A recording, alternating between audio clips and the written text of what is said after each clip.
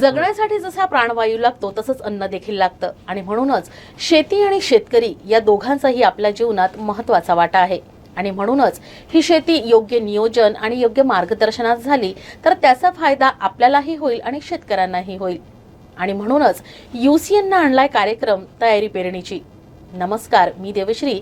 UCNच्या तयारी पेरणीची या कार्यक्रमात आपलं स्वागत. या कार्यक्रमात आपण शेती, बी बियाणे, खतं, जलव्यवस्थापन या संदर्भात तज्ज्ञांकडून माहिती जाणून घेणार आहोत. आणि या शृंखलेत आज आपल्यासोबत आहेत दफ्तरी सीड्सचे संचालक रवींद्र दफ्तरी.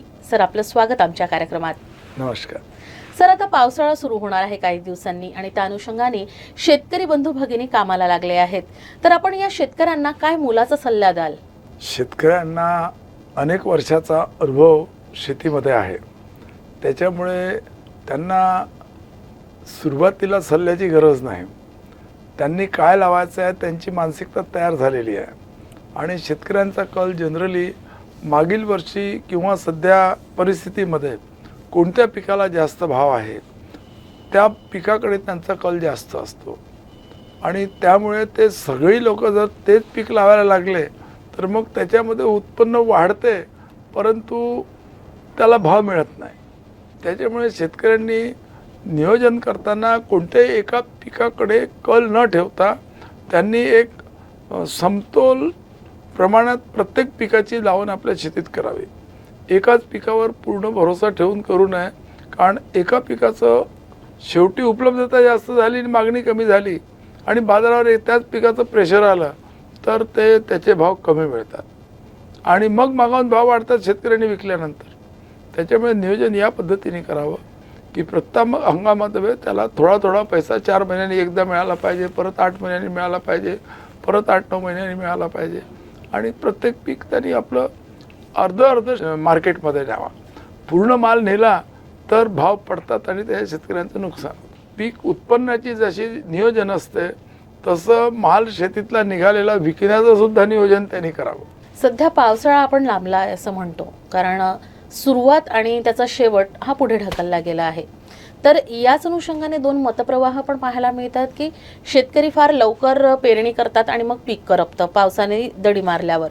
आणि एक मतप्रवाह असा पण आहे की जमीन चांगली भिजू द्यावी, तिचं तापमान कमी होऊ द्यावं आणि नंतर पेरणी करावी. यावर आपण काय सल्ला द्याल? नाही, हे सुरुवातीला एकदम पाऊस जोराचा आला तरी पेरणीची घाई करू नये.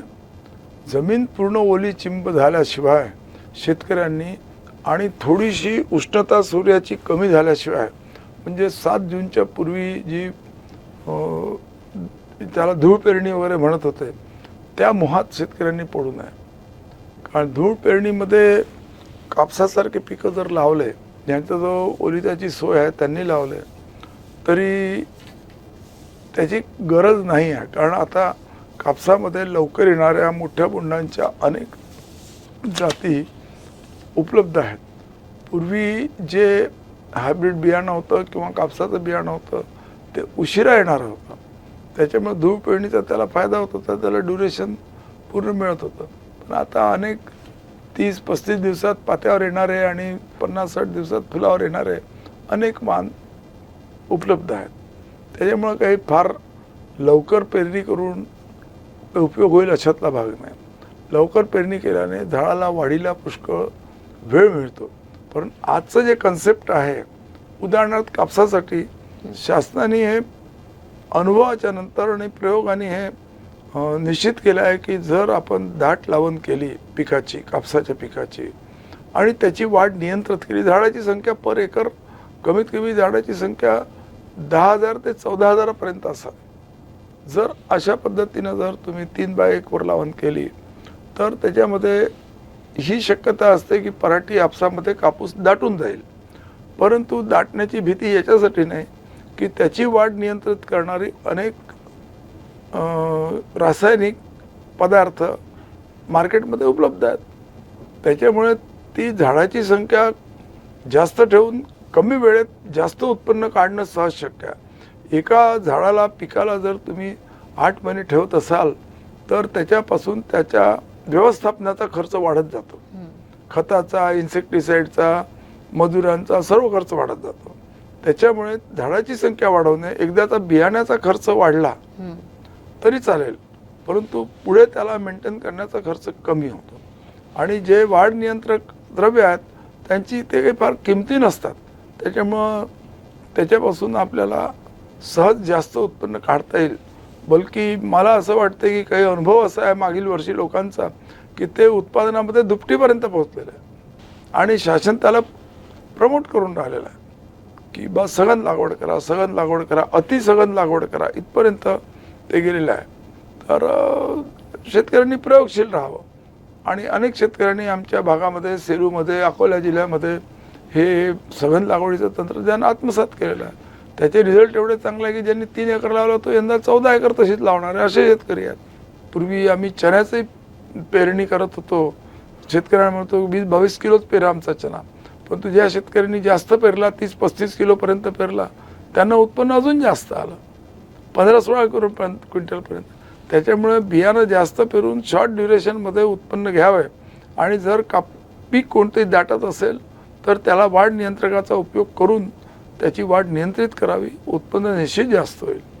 सर, बदलत्या हवामानाचा परिणाम आपल्या शरीरावर होतो आहे, त्याप्रमाणे पिकावरही होतो. तर दप्तरी सीड्सने असं काही वाण किंवा बियाणे आणले आहेत का की जे या बदलत्या हवामानाचा सामना करू शकतात?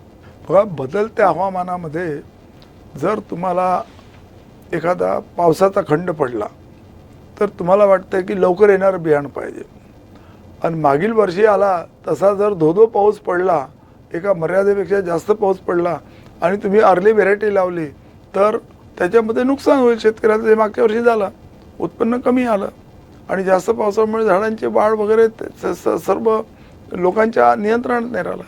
त्याच्यामुळं कोणताही एकांगी मार्ग न स्वीकारता जास्त लवकर येणाऱ्या जाती नको आणि जास्त हुशारही येणाऱ्या जाती नको, रोगरोधी जाती राहतील याच्यावर संशोधनाची भर राहील.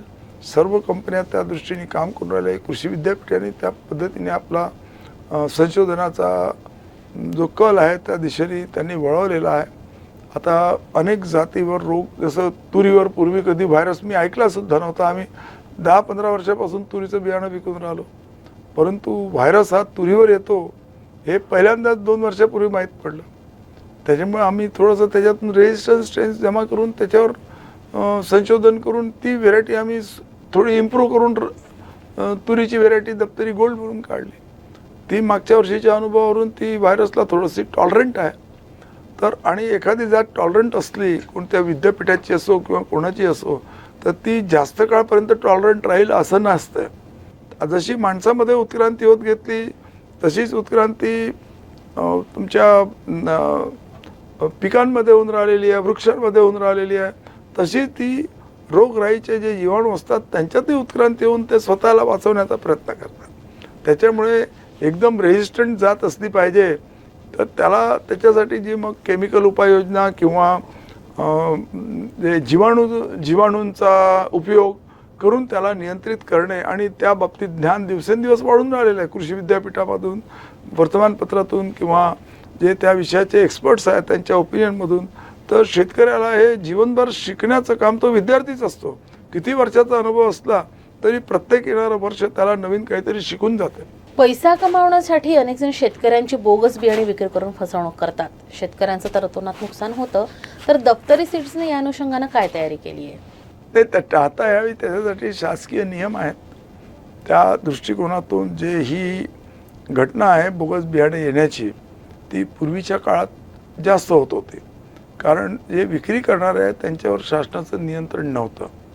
त्याच्यामुळे आज जी लायसन्सिंग प्रणाली आलेली आहे 1994 पासून इफेक्ट झाला सीड कंट्रोल ऑर्डर 83चा, तर त्या प्रणालीमध्ये हे विकण्यावर आणि त्याचा स्टॉक चेक करण्यावर आणि ज्या लोकांना त्याचा लायसन्स आहे, लायसन्स याच्यासाठी की ते काही बोगस काम करतात म्हणून नाही, तर त्यांचा स्टॉक कुठे आहे, त्यांचा प्रोसेसिंग प्लांट कुठे आहे, त्यांचा डीलर डिस्ट्रीब्युटर कोण आहे, याच्याबद्दलची माहिती आधी शासनाला जमा करावी लागतात.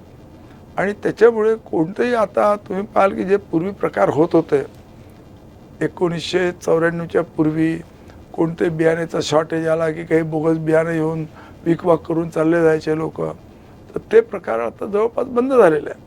त्याच्यामुळे लायसन्सिंगमुळे पूर्ण नुकसानच होते अशातला भाग नाही.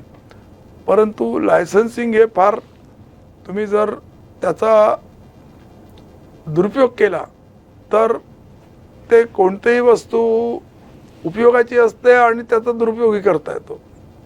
तर त्याचा दुरुपयोग होऊ नये याची काळजी शासनाने सुद्धा करणं गरजेचं आहे.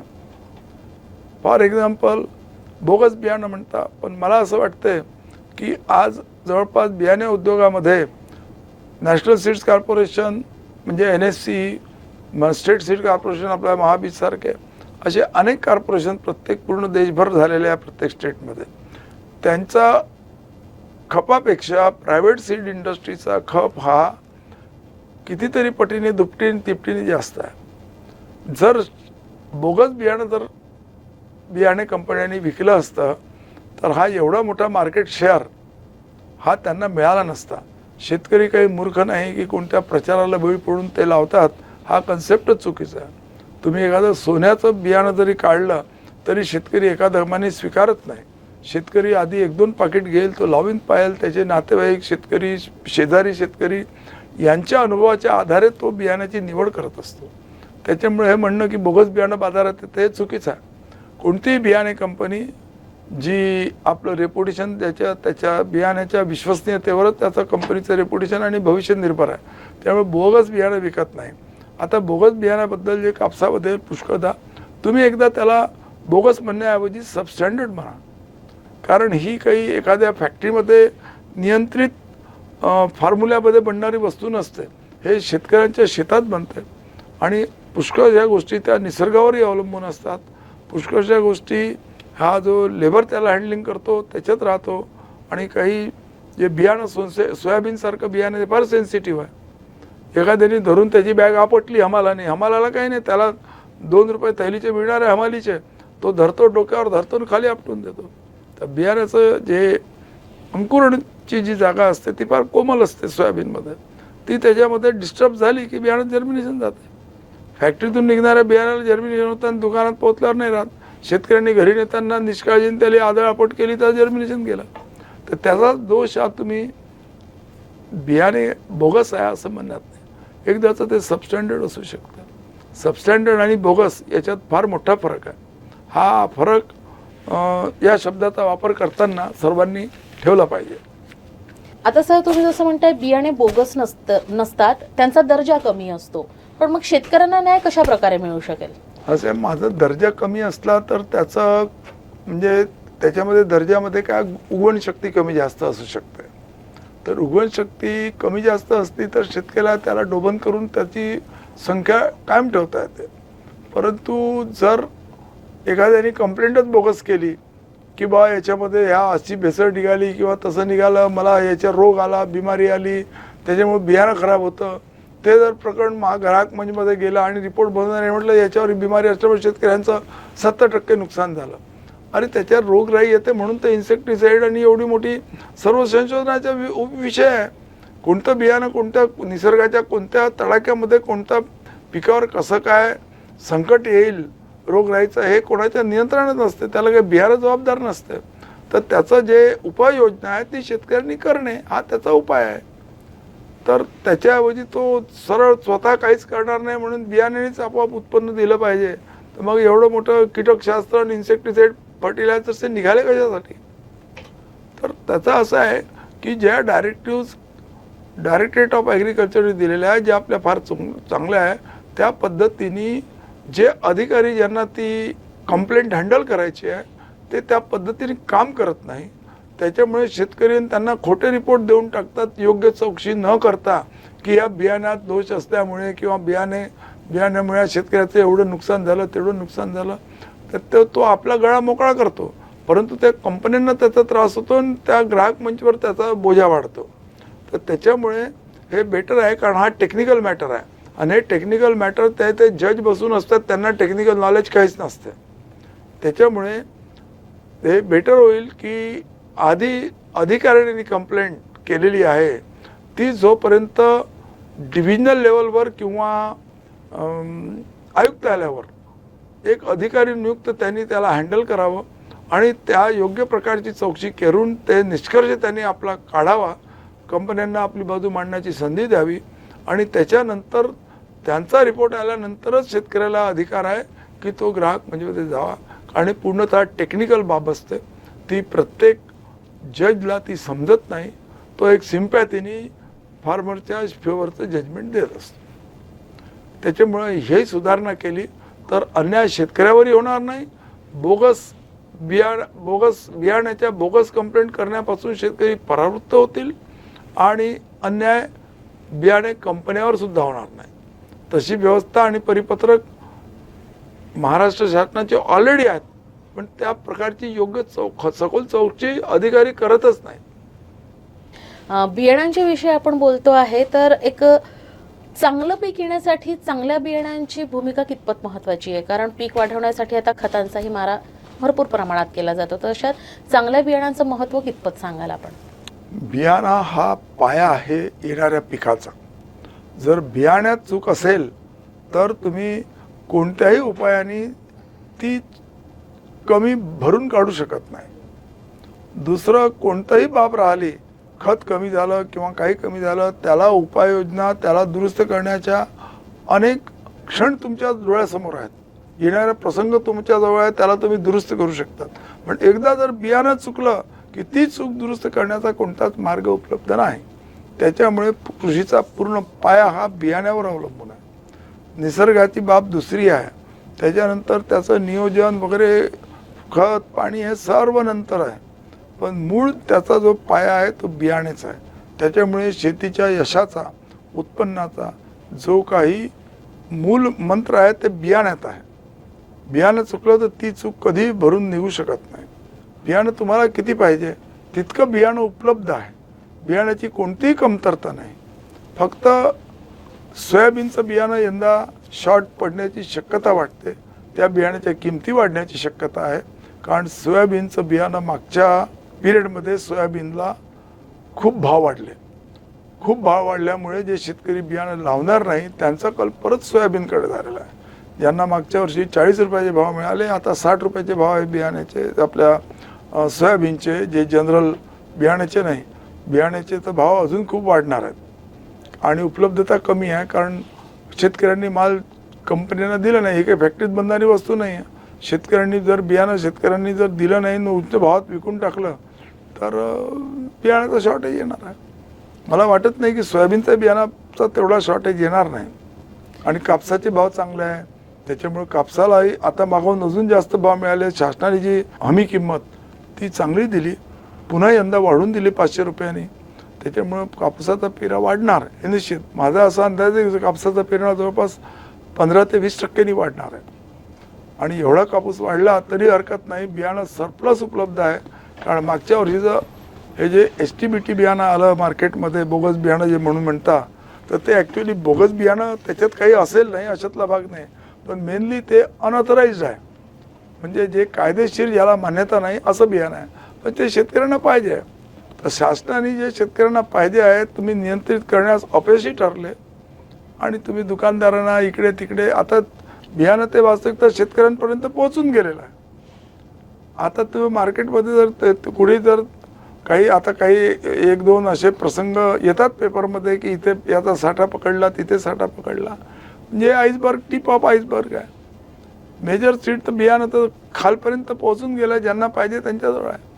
याच्यामध्ये याला जोपर्यंत सरकार लिगलाइज करत नाही तोपर्यंत याच्यामध्ये चांगल्या डेव्हलप झालेल्या जाती किंवा हायब्रिड्स हे येणार नाही.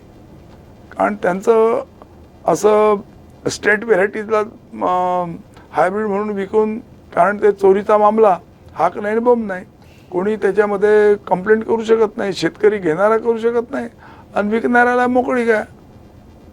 तर त्याच्यामुळे लायसन्सिंग सिस्टीममुळे काही सर्वच नियंत्रित झाला अशातला भाग नाही. शेतकऱ्यांची डिमांड आणि मग त्याच्यामध्ये कायदे तोडून काम करणारी लोकांची, कारण पैशासाठी प्रत्येक मनुष्य काम करून राहिलेला. तर पैसे जर सहज मिळत असेल, एखादं बोगस बियाणं 40 रुपयाचं केलं होतं बियाणं जर 400 रुपयाला विकता येत असेल तर हा सहज असे लोक समाजामध्ये आहेत काम करणारे, ते करतात. आणि त्याच्यामुळे बेटर आहे की शासनाने याला परवानगी द्यावी, जेणेकरून शेतकऱ्याला याच्यामध्ये अजून चांगलं उत्पन्न येईल आणि शेतकऱ्यांना शेती उत्पादनाचा खर्चही कमी होईल. हवामान बदलानुसार सध्या दप्तरी सीड्सनं काही नवीन बियाणे बाजारात आणले आहेत का? आमच्या संशोधनाची दिशा रोज काहीतरी त्याच्यामध्ये अनुभवामधून जास्त चांगलं देण्याची आहे. आता आम्ही कापसामध्ये लवकर येणाऱ्या जातीवर सुद्धा आमचा संशोधन आहे की ज्याच्यामुळे पानाची संख्याही कमी व्हावी, लहान आकार असावा पानांचा, त्याच्यावर रोगराईचा प्रादुर्भाव म्हणजे रस शोषण करणाऱ्या किडीचाही प्रादुर्भाव कमीत कमी व्हावा. आणि मोठ्या बोंडासाठी तर आमच्या जाती प्रसिद्ध आहेत, लोकांच्या पसंतीला पडलेल्या आहेत. आमच्या बोंडांचं वजन हे जवळपास कापसाचं वजन 7 ते 8 ग्रामपर्यंत जाणारे आमचे वाण आहेत. त्याच्यामुळे ते दिवसेंदिवस अजून जास्त पॉप्युलर होत आहेत. तर त्या दृष्टीने आमचा प्रयत्न चालू आहे. परत कापसाच्या बियाण्याचा प्रश्न आहे तो त्याची गुणवत्ता आपण फक्त उत्पादनावर लक्ष देऊ नये. आपल्याला एक्स्ट्रा लॉंग स्टेपलचा कॉटन विदेशातून पुष्कळ इम्पोर्ट करावा लागतो. आपला फॉरेन एक्सचेंज वाचवायचा असेल तर आपल्याला सर्व कंपन्यांनी एक्स्ट्रा लॉंग स्टेपलवर काम करण्याची गरज आहे. आमची कंपनी त्या दृष्टीने फार चांगलं काम करून राहिलेली आहे आणि आम्ही त्या जाती लोकांना देऊन राहिलेलो आहे ज्यांना उत्पादनाची क्षमता आहे आणि त्याच्या उत्पादनामध्ये गुणवत्तासुद्धा आहे. अशा दुहेरी दृष्टीने आम्ही काम करतो. त्याच्यामुळे आमच्या कापसाला शेतकऱ्यांना उत्पादनही मिळते आणि भावही जास्त मिळतो. आपण बियाणांबद्दल बोलतो आहे तर शेतकऱ्यांनी चांगल्या दर्जाच्या बियाण्याची निवड कशी करावी? चांगल्या बियाण्याची निवड म्हणजे जे नवीन बियाणं येत असते ते शेतकरी एक तर स्वतःच्या अनुभवावरून लावतो, त्याचे नातेवाईक असतात त्यांनी लावलेलं असेल तर त्यांच्याजवळून ऐकतो, कंपन्या प्रचार करतात, फिल्डे घेतात, शेतकऱ्यांना शेतं दाखवतात, त्याच्यातूनही तो निवड करतो. आणि त्यांचे जे शेजारी पाजारी शेतकरी असतात त्यांच्या अनुभवावरून तो निवड करतो. त्याच्यामुळे चांगलं बियाणं निवडण्यासाठी आणि ते लावून बघून स्वतःच्या अनुभवावर एखाद्याने किती म्हटलं की मला चांगलं पिकलं तर तो जुनं बियाणं एखादा वारी सोडत नाही. 1-2 एकर आधी लावतो, मग 3-4 एकर लावतो, मग तो 100% आपलं बियाणं ते लावतो.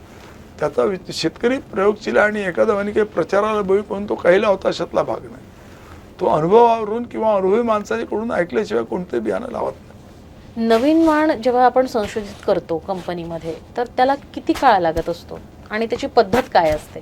त्याच्या अनेक पद्धती आहे. एक पद्धत सुरुवातीला जी आपली परंपरेने चालत आलेली आहे ती सिलेक्शन मेथड, निवड पद्धतीने सुद्धा बियाण्याचं इम्प्रूव्ड बियाणं. कारण आपला जवळपास 3-4 हजार 5,000 वर्षाचा कृषीचा इतिहास आहे आणि ज्यावेळेस मेंडल्सचा जन्मसुद्धा झाला नव्हता तेव्हापासून भारतीय शेतकरी निवड पद्धतीने हजारो जाती तयार करून बसलेले आहे.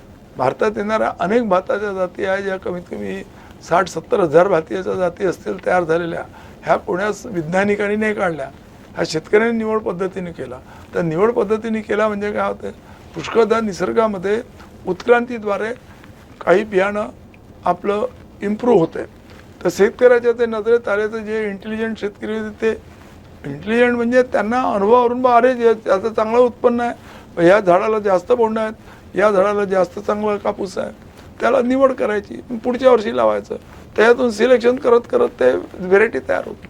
अशा हजारो जाती भातामध्ये आणि आता कापसामध्ये अशा तयार झालेल्या आहेत. आता त्याच्यामुळे कोणत्या निवड पद्धतीने काम करायला तर उत्क्रांतीमधून निवड करता येते किंवा परागीकरणातून, नैसर्गिक हवेच्या परागीकरणातून किंवा कीटकांच्या परागीकरणातून एखादं नवीन झाड हायब्रिड तयार होते, त्याला वाटलं हे चांगलं आहे, तो ते निवड करून परत लावतो, त्याच्यात सेग्रिगेशन होते. किंवा तुम्ही इंटरनॅशनली जे ब्रीडर आहे, जे वैज्ञानिक आहे ते त्या दृष्टीने काम करतात. असं हे निसर्गाचं चक्र आहे, याच्यामध्ये तयार होत असते. अनेकदा आम्हाला काही जाती अशा दिसल्या की त्या आमच्या हातून निघून गेल्या आमच्या नॉलेजच्या अभावी, पण त्या युनिक होत्या. तर हे चालत राहतं. असं दरवर्षी काही ना काही पिकामध्ये मिळत जाते, फक्त तुमची पाहण्याची ती दृष्टिकोन असला पाहिजे. दरवर्षी पीक पद्धत शेतकऱ्यांची बदलत असते. कोणी कापसाची लागवड करतं, कधी सोयाबीन, कधी तुरीचा पेरा वाढतो. तर या अनुषंगानं खरीप हंगाम 2026साठी तुमचा काय अंदाज आहे की कोणत्या पिकाची लागवड जास्त होऊ शकते आणि कोणत्या बियाण्याचा तुटवडा जाणवू शकतो बाजारात? हे म्हणणं तुमचं बरोबर आहे. यंदा तुरीला भाव जास्त मिळाले म्हणून तुरीचा पेरा वाढणार. सोयाबीनला सुरुवातीला लोक निराश झाले होते कारण 40 रुपये 35-40 रुपये त्यांचा भाव मिळाला. त्यामुळे मग पुढच्या वर्षी सोयाबीनची लावण होणार नाही असं लोकांना वाटत होतं. कारण सोयाबीनमध्ये जास्त पावसामुळे आणि भाव तुटल्यामुळे लोकांचं नुकसान झालं, फायदा मिळाला नाही. त्याच्यामुळे आणि परत व्हायरसही थोडा सोयाबीनमध्ये यायला लागला. त्याच्यामुळे लोकांचा सोयाबीन पिकाबद्दल निराशा होती. परंतु सोयाबीन काढल्यानंतर परत चणा लावता येतो, गहू लावता येतो, या लोभाने त्यांना ते सोयाबीन लावणं पीक आवश्यक होऊन जातं. पण मागाहून जे सोयाबीनचे भाव वाढले आता 60-70 रुपयाच्या जवळपास, त्याच्यामुळे शेतकरी डेफिनेट सोयाबीन लावणार. तुरीसोबत सोयाबीनचाही पेरा टिकून राहील. आणि त्याच्यानंतर येतो प्रश्न तुमच्या कापसाचा. तर कापसाला भाव चांगला मिळाल्यामुळे कापसाचा पेरा वाढणार आहे. आणि मला असं वाटतं कापूस हे सर्वात सुरक्षित पीक आहे, कारण त्याचा ड्युरेशन 6-7 महिन्याचा आहे. आणि या 6-7 महिन्याच्या कालावधीमध्ये निसर्गाची अवकृपा झाली, कमी जास्त काही झालं तरी पीक दुरुस्त करून ते आपल्या हातात आणण्याचा, म्हणजे त्याचा जो झालेला खर्च आहे तो उत्पादन खर्च भरून काढण्याचा त्याला अनेक अपॉर्च्युनिटी असतो, कारण ते लॉंग ड्युरेशन क्रॉप आहे. मक्का एक चांगलं पीक आहे. ते मक्याचं उत्पादन यंदा मागची वर्षी भाव कमी मिळाला, त्याच्यामुळे लोक निराश झाले. परंतु मागवून भाव परत सुधारले मक्याचे, तर थोडा बहुत मक्याचा एरिया भारतात वाढू शकतो. तसंच बाजरासुद्धा एक चांगलं पीक आहे आणि बाजरीकडे लोकांचा दिवसेंदिवस कल आहे. महाराष्ट्रामध्ये बाजऱ्याचं उत्पन्न घेणारे अनेक जिल्हे आहेत. तर बाजऱ्यामध्ये आमची कंपनी दप्तरी ॲग्रो ही चांगलं काम करते. त्यांनी हायब्रिड काही रिलीज केलेले आम्ही मार्केटमध्ये टाकलेले आहेत. त्याचे उत्पन्न लोकांना फार चांगले मिळालेले आहे. त्याच्यामुळे बाजरा हे सुद्धा आम्ही शेतकऱ्यांना उपलब्ध करून देऊ. तसंच मक्याची आमची जात आहे एक रोहित 56, ती फार उत्कृष्ट जात आहे उत्पादनामध्ये. आणि त्याचं जे ग्रेन आहे त्याची क्वालिटी, उत्पादकता सर्व दृष्टीने हे जास्तीत जास्त 110 दिवसाचं पीक आहे. आणि ते हे स्टर्डी पीक आहे मका. त्याच्या फुलावर जर पाणी आला नाही तर ते हमखास पिकणारं पीक आहे. आणि त्याच्यामुळे शेतकऱ्यांचा कल मक्याकडे राहील. आणि सर्व प्रकारचं बियाणं मार्केटला उपलब्ध आहे. कोणत्याही बियाण्याचा शॉर्टेज या अशातला भाग नाही. फक्त लोकांनी कोणत्याही एका पिकाकडे लक्ष न देता सर्वच पिकांमध्ये आपली जमीन थोडी थोडी वाटून सर्व पिकं लावावी. जे त्याला आपण एकदा असं म्हणू शकतो की मिश्र पिकही लावायला हरकत नाही. तर त्याच्यामुळे शेतकऱ्यांच्या आर्थिक नियोजन चांगलं करता येईल त्याला, आणि त्याला निराशा होणार नाही शेतीपासून. धन्यवाद सर. आमच्या कास्तकार बंधू भगिनींसाठी तुम्ही अतिशय महत्त्वाची माहिती दिली.